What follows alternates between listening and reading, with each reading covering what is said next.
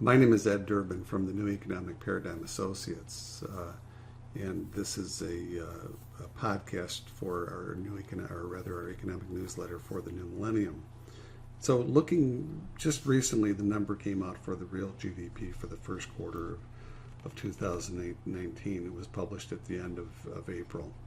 And again, what we're looking at when we're talking about the real GDP, this is published by the Bureau of Economic Analysis, and it came in at a 3.2% annual growth rate for the first 3 months of the year, for the first quarter, January through March. And so in this presentation, we want to walk through that, the ramifications of that, what to kind of expect going forward, and what does this actually mean? Because again, that number, that economic growth rate number was surprisingly high, at least for most of the media considered it. They were looking at a number that was significantly lower than that. Again, that 3.2% is reflective of it's the annualized rate for just that first quarter. So when we talk about macroeconomic indicators, there are three basic things that we look at. One is economic growth. Again, that came in at 3.2% for the first quarter. Another would be labor markets or the employment situation. And for March, the number came in for the U3 unemployment rate at 3.8%. And keep in mind, the U3 unemployment rate is the official unemployment rate, the number that is referred to, or the number that we see on a monthly basis that's published, if you will. And it came in at 3.8%, and that's a very low number. Typically, the full unemployment rate, it's a little awkward phrasing, but is about 4%, or maybe even higher, anywhere between 5 and down to 4%. So we're a bit lower at 3.8%, which could indicate that the labor markets are tightening a bit. So there's a concern for that. Lastly, we consider price level changes and inflation in particular, and this is measured again through the BLS, which also measures the unemployment rate. The BLS is the Bureau of Labor Statistics, and for the Consumer Price Index for March, it came in at 1.9%. What they do is they measure for the preceding year, so going back 12 months. So this is kind of the lay of the land that we're starting with, and we want to dig down a bit into these numbers in this presentation. And again, keeping in mind that these numbers again are coming from the Bureau of Economic Analysis for the GDP and the Bureau of Labor Statistics for the employment numbers, and also for the inflation numbers. Okay, and so let's get started with the GDP first off. So GDP again at 3.2% is reflected. It came in at $588 billion for the first quarter of 2019, and that's a very strong number, and it's the best number, the best reading that we've had since the first quarter of 2015. And what the concern out there with this is, and again, it's a great number, but there's a concern that perhaps we're growing too fast. And this, of course, when we were talking about growing too fast, there are concerns about sustainability, and also concerns about the prospect of inflation, picking up as a result of this robust, or too robust, if you will, economic growth. And when we talk about sustainability, you have to understand that this 3.2% growth rate, if it's sustained over the course of the year, and at this point, it seems likely that it would be 3%, and perhaps even more than 3%, 3.5%, maybe even approaching 4%. But at any rate, this is the first time since 2005 that we've had a GDP number, an annual GDP number, that real GDP number that came in at 3% or better. So it's been a long time. And when we talk about 3%, to put it in the proper context, prior to the recession, and prior to the 2000s, if you will, that was about the average annual growth rate, about 3%. So we've really cut back. This is, some have referred to it as the new normal, where we would have economic growth in the 1.5% to 2.5% range. so we're heading into kind of new territory or ground that we haven't covered in a number of years. So keeping this in mind, this is some cause for concern, but this is also something very positive. Okay, so when we looked at the labor numbers, to kind of break this down a bit, looking at one is that we see this U3 unemployment rate being very low at 3.8%. And this is, again, the cause for concern of that is that if the number is that low, and if you have sustained economic growth going forward, that of course requires more people. And if there are not more people that are available, then that could result in wage inflation, and that is kind of the concern. The underlying concern is that inflation coming from the labor markets, if you will. This is called cost push inflation, coming from the resource markets, the labor capital entrepreneurship, and land portion. In this case, we're talking about the labor portion. But to kind of put this into context, there's also what's referred to as a labor force participation rate, which we've looked at quite a bit. We've discussed this repeatedly going back several years. I think the first mention that we had of it was as far back as 2010 in the newsletter. But the labor force participation rate, what that measures, first off, when we talk about the labor force is equal to those folks that are employed plus those that are unemployed. So that's the number that would be associated with it. And that's divided by the civilian non-institutional population. And the civilian non-institutional population consists of those folks that are 16 years of age, so basically adults 16 years of age and older, that are not institutionalized, not in the military or not incarcerated, not in nursing homes, etc. So that would be the denominator, and then the labor force itself would be the numerator. The labor force, again, is equal to those folks that are employed plus those that are unemployed.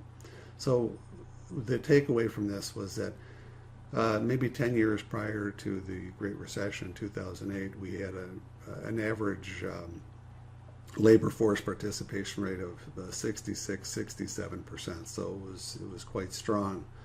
Subsequent to the Great Recession, starting from this, with the number that we're looking at, it would be in late 2009.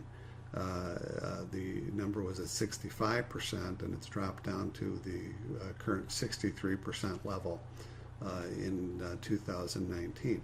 Some of that is owed to, or a good portion perhaps, is owed to the fact that baby boomers are leaving the labor force, are stepping out altogether, moving into retirement. Remember, the baby boom goes from 1946 to 1964. But having said that, if we drill down on the younger age cohorts, younger age groups, what we find is that the participation rate is actually quite low in the younger age groups, and ironically, the older age groups, we'll just say this, 55 and older age groups are participating at historically high levels at this point. So the takeaway from this is that there's still room for pulling more people into the labor force. There are a lot of people that are on the sidelines because, again, the U3 unemployment rate counts those people that are unemployed, but are only those that are actively seeking employment. So there are a lot of folks that are on the sideline that have given up looking for work, even at this stage of the recovery, if you will.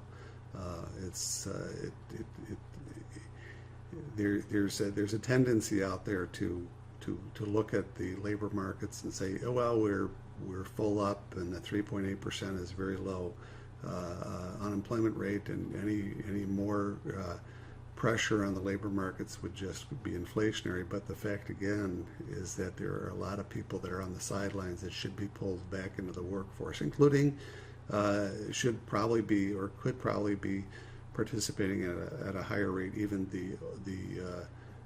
those folks that are 55 years of age and older. So at any rate, making an adjustment for this, and this is our rationale for making this adjustment, is that while we're not looking at getting back to the 66-67% participation rate, that would be nice.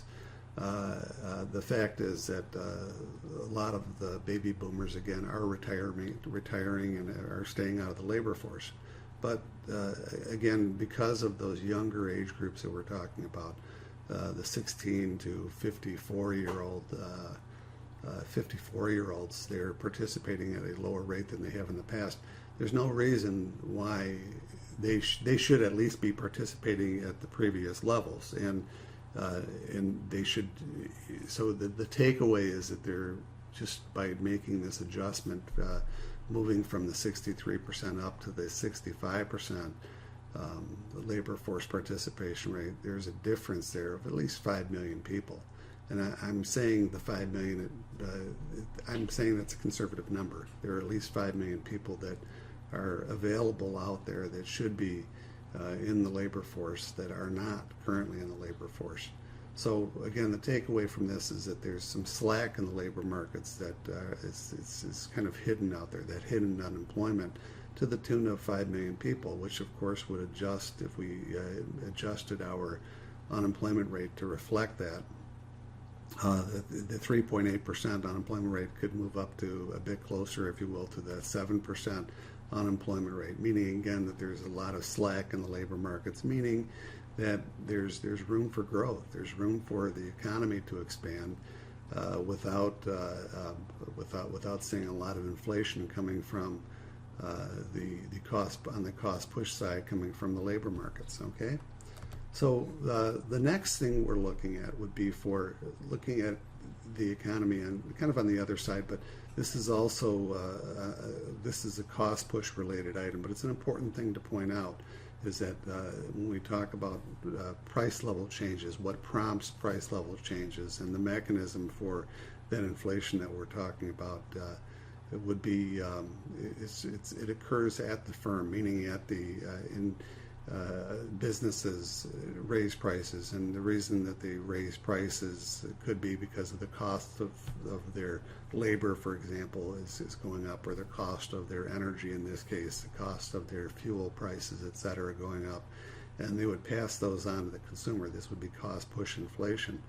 And the general side, so far as the demand pull inflation is concerned, would be coming from the other side, the consumers demanding more goods from the firms, and this is referred to as demand pull inflation. Think about it in terms of too many dollars chasing too few goods. We'll leave it at that. But stepping back, we looked at labor. Now we want to look at this in terms of energy, the energy part of the equation. And this again has to do with price level changes, has to do with inflationary pressures in the economy, etc.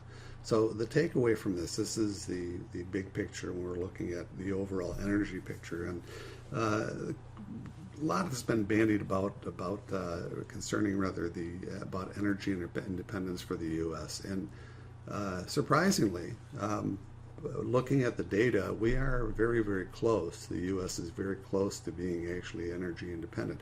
We talk about energy, this is a breakdown, all energy products, and looking at it in terms of net exports. Net exports are exports minus imports, and this is all measured through the Bureau of Economic Analysis, again, through as tabulated with the balance of payments accounts. So energy, the breakout of energy would be, again, with exports minus imports for petroleum, crude oil, fuel oil. So when we say petroleum and products, those would be the resultant products, gasoline, kerosene, etc., all the other byproducts that come about in the refining process, but also the crude oil, fuel oil, which is also part of that process.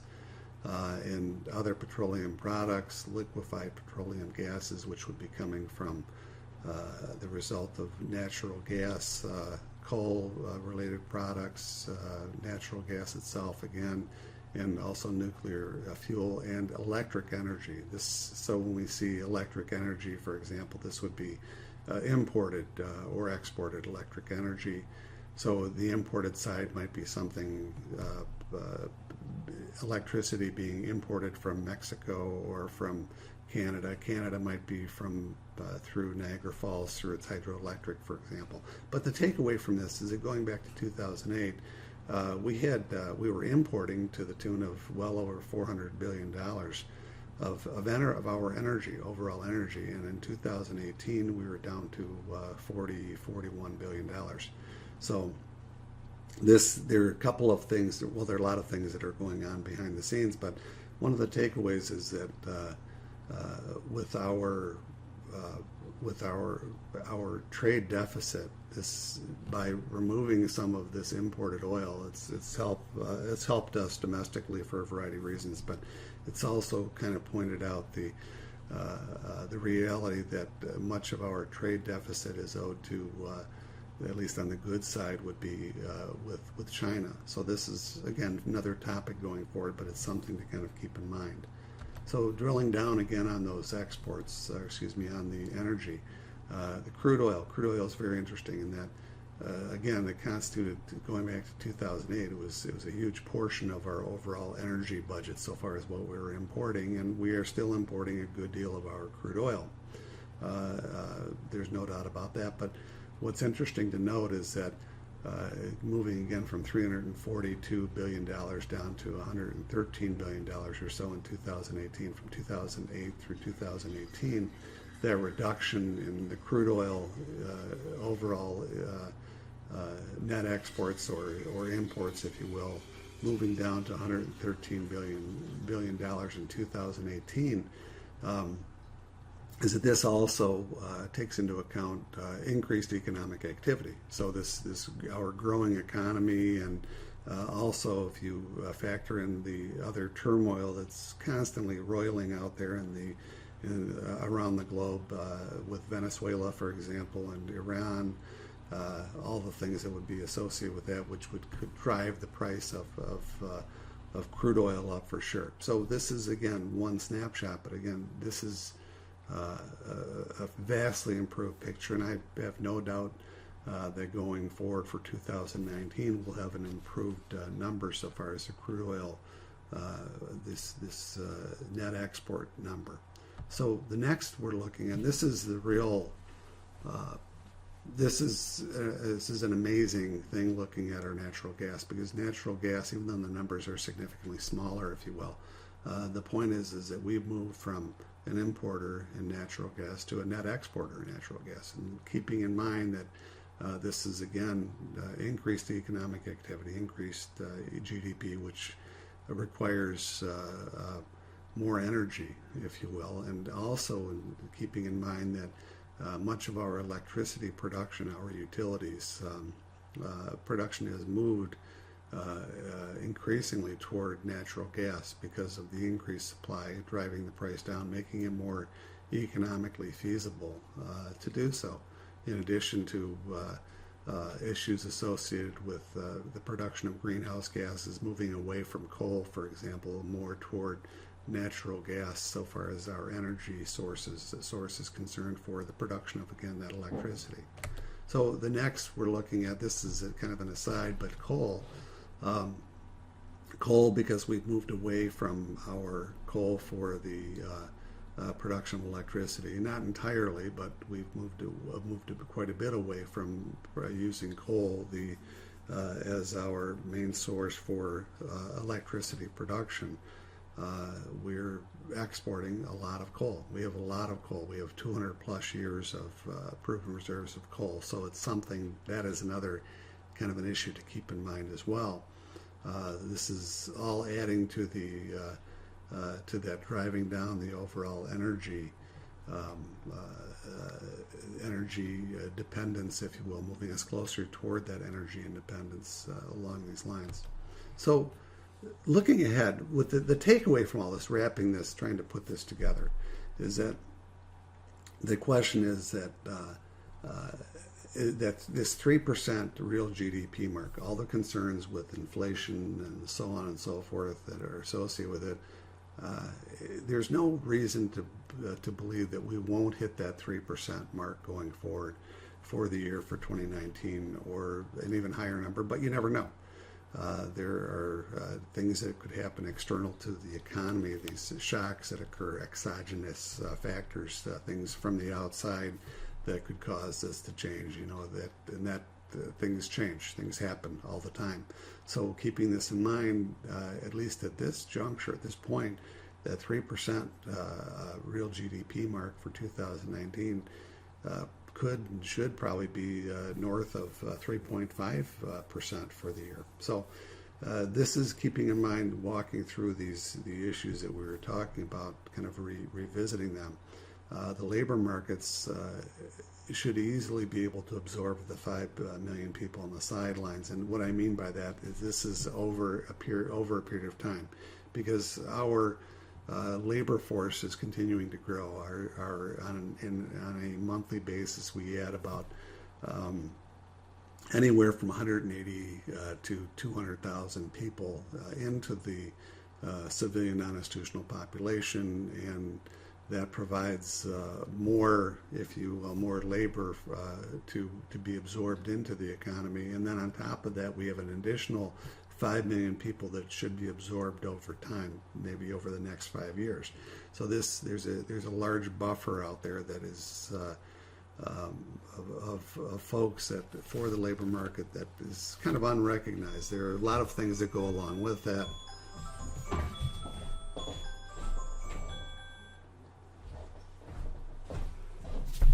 Okay, the reality of recording things. Alarm went off. At any rate, so with the labor markets, we're looking at some slack in those labor markets. There's room for growth going forward. And the next portion, when we're talking about this is all dealing, relating to inflation. So the problems associated with inflation. The labor markets should be in good shape for several years to come, meaning continued growth for several years to come. Could we have the labor force out there that's ready and available to do this? Currently, domestically, right now, we have this labor force. There are a lot of mismatches out there so far as the quality of the labor that we have domestically. But those are things that can and should be and will be addressed over a period of time. And also the other piece that we looked at was so far as the energy production was concerned, in our domestic production, I'm contemplating, and it's not far off, we were very close last year, I'm thinking that in overall sense, our energy picture, we will be energy independent in the year 2019 or 2020 kind of going forward. And what that does is that by this continued expansion through fracking, through such things as Marcellus shale in Pennsylvania and in the Appalachians, so far as the production of natural gas is concerned, Eagle Ford in Texas, and also the Bakken in North Dakota, and continued finding more shale deposits out there, more hydraulic fracturing, recovering more oil, more natural gas. This will serve to moderate prices, because simply put, if the price, the world price of energy goes up, the world price of crude oil goes up, what that does is it affords us, meaning domestically in the U.S., it brings more production online, simply put. So we're producing more domestically, and that has a twofold impact. One is that it adds to our economic growth in terms of our GDP, and two, it helps to moderate prices, to keep prices at bay. The world market price, the world price out there, and that of course helps to tamp down any kind of inflation. And there's the other aspect that we were talking about in terms of overall competition in the U.S. economy, the market structures, if you will, out there in the U.S. economy. We have a highly competitive overall economy at this time. I know there are lots of exceptions that we could point to, but in an overall sense, in aggregate, we have a very competitive economy. And this competition is the driving force also to keep those prices down, to protect us, or to keep the demand pull inflation somewhat at bay. Because what competition does in the overall sense is that it prevents producers, it prevents businesses from raising prices, from gaining market power, from having price power in a larger sense, if you will. So the other thing is, the other wild card that we have so far as the economy is going forward has to do with government in terms of the monetary policy stance of the Fed, for example. The Fed, as in the Federal Reserve, more specifically the Federal Open Market Committee, and that is where the monetary policy is arrived at, and it's through them that it's implemented.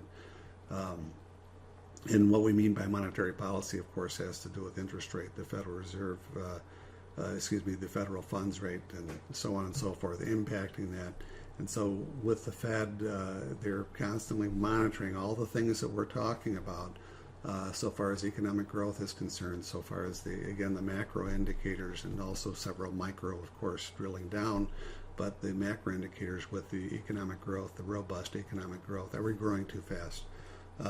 With the labor markets, our labor markets actually to the point where they're too tight, and we've somewhat dispelled that, hopefully, or we've explained some of that to the point where it should moderate or reduce some of the fears associated with labor markets being too tight, if you will. And lastly, of course, would be in terms of price level changes, inflation overall, and this inflation will continue to be moderated, at least so far as energy prices are concerned. Going forward, they may pop up. So there's no doubt that we will have increased inflationary pressures, for example, on the energy side going into the summer, or with continued economic growth, continued demand for energy, and also the continued disruptions on an international basis around the globe associated with wars that flare up, etc. But due to our domestic production of energy, of oil, of natural gas, and the like, for example, that should help moderate, should help to reduce the impact of that inflation. So the other part of this is the Federal Reserve side, and so on the fiscal side, I went a bit far on that, but on the fiscal side has to do with taxes and spending. So we're looking at it at the national level in terms of Congress, etc. And there's what's curious is that with the tax cut that we had, we've seen increased deficits. So but what we have seen is an increase also in tax receipts coming in. It'll be interesting to see what comes up in over the course of the next month in terms of tax receipts, if they in fact are on the rise, if we are having higher tax receipts even with a tax cut, which is again for another discussion. But if tax receipts are on the rise, and also if on the fiscal side, if we're able to moderate a bit we're spending, if we're able to pull back a bit on our spending, to reduce spending, and that of course is probably not going to happen, but at least to keep that spending at a reasonable level, that would be very helpful going forward. So there are a lot of wild cards that are out there, but overall the economy looks good for the year 2019, and we'll see how things are going forward. Thank you.